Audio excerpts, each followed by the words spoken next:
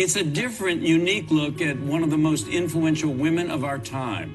It's To Love and Be Loved, a personal portrait of Mother Teresa. And joining us, the author who paints this portrait in words and stories, here he is, Jim Towey. Do me a favor, why don't you read us a passage from your book?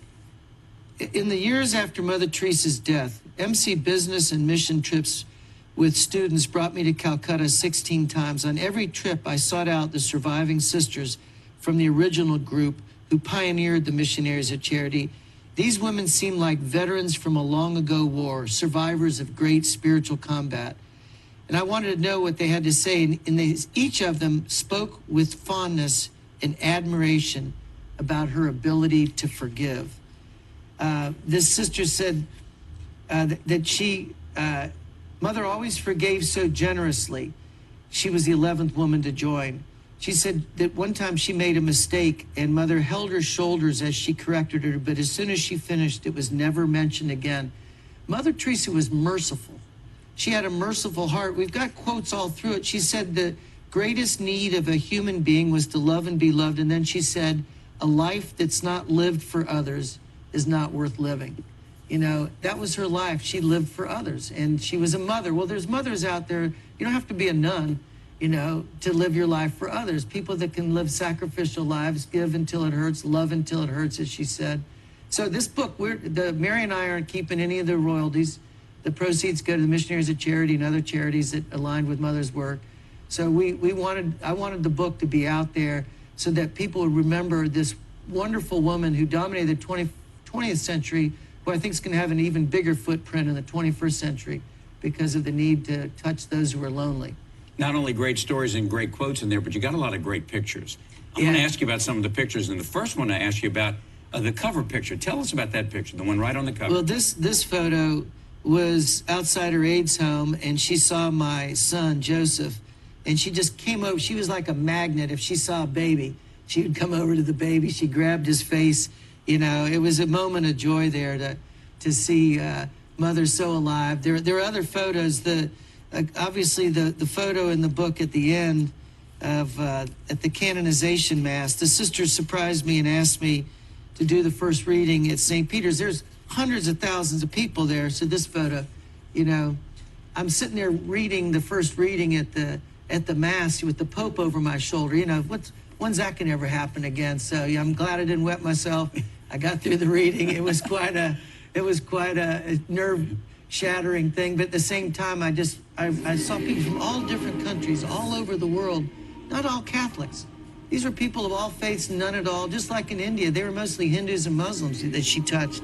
They all loved her because they saw the fragrance of God's love emanating from every pore of her body.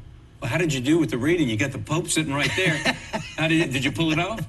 I pulled it off. I saw this guy in India months after, and he had watched the Mass on television. He said, I saw this speech you gave on TV. And he goes, that was really great. And I said, yeah, I had a great writer. You know, it was the Bible. So, yeah, it was, I got through it, and it was a marvelous day to see all these women who had followed Mother Teresa. Now 5,000 Missionaries of Charity sisters doing this difficult, hard work here in Baton Rouge at St. Agnes, a soup kitchen, a shelter. But I was just in Kenya with the sisters for a week and seeing what they're doing in Nairobi, in the worst neighborhood, slum, maybe in the world. Port-au-Prince, Haiti, same thing.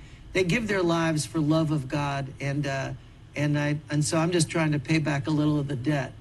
Yeah, there are a lot of pictures of you and your family in this book with Mother Teresa, and that are sort of related. One of them is a picture of you and your wife.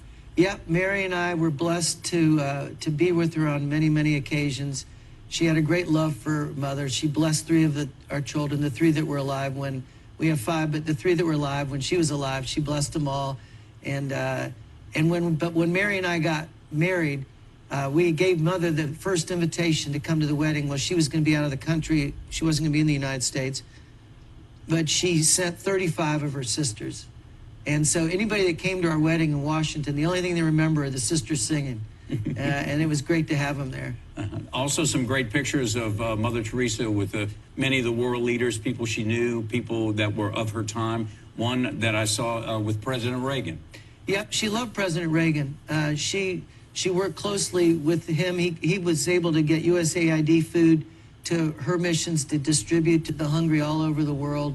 So I went with Mother to meet President Reagan after he left office. She called me up and she said, I want to go see President Reagan. I said, Mother, he's not president anymore. And she said, well, I want to go see him now. She knew that. She goes, I want to go see him because I bet nobody goes to see him anymore. I mean, isn't that nice? And so in Los Angeles, we went up, and when we came out of the meeting, and I was there with 2 sisters and 2 priests of Mother's, we came out and came down to the lobby. They just swarmed out of Merrill Lynch, out of the coffee shop. Everybody wanted just to touch her, you know, just to see her, because they saw a greatness to her, well, a holiness, really, and that was this presence of God dwelling in her willing heart. So she said God can't fill what is full, and God filled her up. And you always see pictures of her with Pope John Paul, or St. John Paul II. That's right. They were close friends. When she was in the hospital, I was in her hospital in Calcutta when she was very sick. He called her, you know, and when he got an assassination attempt and he was wounded, she got on the plane the next day to go see him. They had a tremendous spiritual bond, almost soulmates, really. I think that in the centuries to come, they're going to talk about that friendship and its significance in the 20th century, because they were so closely united, and different backgrounds, but same love of Christ. 2 souls, 2 saints. Yeah, 2 souls, 2 saints. I should have called it, hey, that's the next book.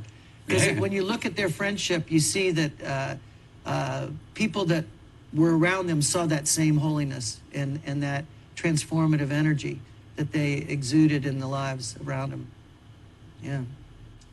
Coming up, lessons we all can learn from To Love and Be Loved. They're lights in the darkness, so not to be discouraged, to be people of hope, to realize that God's loving and leading us back home. For more on Jim Towey and his book, visit his website, agingwithdignity.org. That's agingwithdignity.org. Sunday Journal continues right after this.